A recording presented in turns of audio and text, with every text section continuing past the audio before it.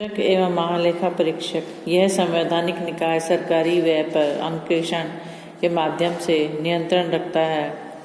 Next point है संसदीय समितियां, लोक लेखा समिति, प्राक्कलन समिति, विषय समितियां तथा सार्वजनिक उपक्रम समिति इत्यादि वित्त से संबंधित परामर्श देती हैं। नेक्स्ट पॉइंट है राज्य प्रशासन, राज्य सरकारों के वित्त विभाग केंद्र से समन्वय करते हैं। भारत में वित्तीय वर्ष 1 अप्रैल से 31 मार्च तक की अवधि का होता है।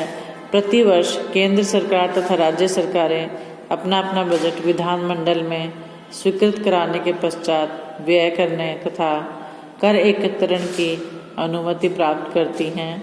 वित्त मंत्रालय उन वित्तीय मामलों पर नियंत्रण तथा नियमन करता है जो देश की समूची आर्थिक एवं वित्तीय परिस्थितियों को प्रभावित करते हैं। संविधान के अनुसार राज्य के कार्यों के लिए धन जुटाने तथा उसे व्यय करने का अधिकार केंद्र और राज्य सरकारों के बीच बांटा गया है। संवैधानिक व्यवस्था यह है कि कोई भी कर कानूनी अधिकार के बिना लगाया या वसूला नहीं जा सकता है। सेकंड पॉइंट, सरकारी निधियों से व्यय केवल संविधान में उल्लेखित विधियों से ही किया जा सकता है। नेक्स्ट पॉइंट है केंद्र के संबंध में संसद द्वारा राज्य और के संबंध में राज्य विधानमंडलों या व्यवस्थापिका द्वारा निर्धारित पद्धति से ही कार्यकारी अधिकारी सरकारी धन व्यय कर सकते हैं। संघ सरकार के सभी प्राप्तियों संवितरण को 2 पृथक पृथक शीर्षकों के अंतर्गत रखा जाता है। पहला है भारत की संचित निधि और सेकंड है भारत का सार्वजनिक लेखा। भारत की संचित निधि में इसमें केंद्र सरकार का समस्त राजस्व, लिए गए ऋण तथा ऋणों की अदायगी से प्राप्त राशि सम्मिलित है। इस निधि से कोई भी राशि तब तक नहीं निकाली जा सकती जब तक कि संसद के अधिनियम से उसका अधिकार न मिले। सेकंड पॉइंट है भारत का सार्वजनिक लेखा। जमा राशियां, सेवा निधियां, प्रेषित राशियां इत्यादि सार्वजनिक लेखे के अंतर्गत आती हैं और उनका भुगतान करने के लिए संसद की अनुमति आवश्यक नहीं होती। संविधान के अनुच्छेद 267(1) के अनुसार भारत की आकस्मिक निधि भी होती है जिसमें आकस्मिक आवश्यकताओं की पूर्ति के लिए व्यवस्था होती है। ऐसे व्यय जिनकी वार्षिक विनियोग अधिनियम में व्यापक चर्चा नहीं की जाती।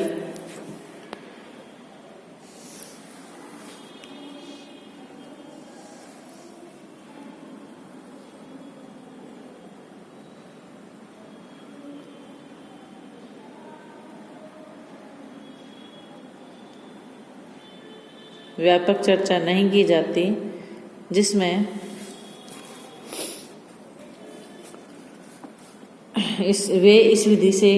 इस निधि से किए जाते हैं। सन 1950 में स्थापना के समय इसमें 15 करोड़ रुपए रखे गए थे जो कालांतर में बढ़ाए जाते रहे हैं। 1999 में ये राशि 550 करोड़ रुपए की गई थी क्योंकि उस समय अचानक लोकसभा चुनाव घोषित हो गए थे। अतः जुलाई 1999 में अध्यादेश लाया गया था तथा अक्टूबर 1999 में इसका विधेयक पारित हुआ। फिर है बजट संकल्पना, निर्माण तथा क्रियान्वयन। प्रत्येक कार्यपालिका राजकीय कार्यों को संचालित करने के लिए प्रतिवर्ष आय व्यय का हिसाब बजट के रूप में प्रस्तुत करती है। भारत के संविधान में बजट शब्द कहीं भी उल्लेखित नहीं है, बल्कि संविधान के अनुच्छेद 112 में कहा गया है कि राष्ट्रपति वित्तीय वर्ष के संबंध में संसद के दोनों सदनों के समक्ष एक वार्षिक वित्तीय विवरण की प्राप्तियों और व्यय का विवरण होता है। यही वार्षिक वित्तीय विवरण जिसमें सरकार की प्राप्तियों व्यय का विवरण होता है वो बजट कहलाता है। सामान्य अर्थों में बजट वार्षिक आय तथा व्यय का विवरण होता है। बजट शब्द की उत्पत्ति फ्रांसीसी शब्द बुगे या बजट से हुई है जिसका अर्थ है चमड़े का थैला। यह सर्वप्रथम सन 1973 में इंग्लैंड की संसद में व्यंग्य स्वरूप बोला गया था, जो आज विश्व भर में प्रचलित हो गया है। उस समय जब वित्त मंत्री ने अपनी योजना संसद में प्रस्तुत की तो एक सदस्य ने व्यंग्य में कहा, वित्त मंत्री ने अपना बजट अर्थात चमड़े का थैला खोला है। इससे पूर्व मध्यकालीन इंग्लैंड में प्रारंभिक बजट के दस्तावेज कहलाते थे। विलोबी के अनुसार बजट सरकार के आय व्यय का अनुमान मात्र नहीं है, बल्कि यह है एक प्रतिवेदन, एक अनुमान तथा एक प्रस्ताव है। तीनों है या इसे होना चाहिए। वह एक ऐसा लेखपत्र है जिसके माध्यम से कार्यपालिका व्यवस्थापिका के सम्मुख आती है और विस्तार के साथ अतीत, वर्तमान और भविष्य की वित्तीय स्थितियों का प्रतिवेदन प्रस्तुत करती है। रेने स्टॉर्म के शब्दों में बजट एक ऐसा परिपत्र है जिसमें सार्वजनिक राजस्व और व्यय की प्रारंभिक योजनाएं प्रस्तुत की जाती हैं।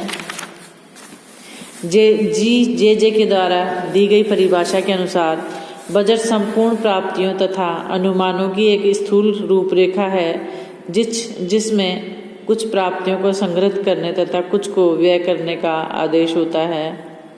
इस प्रकार बजट की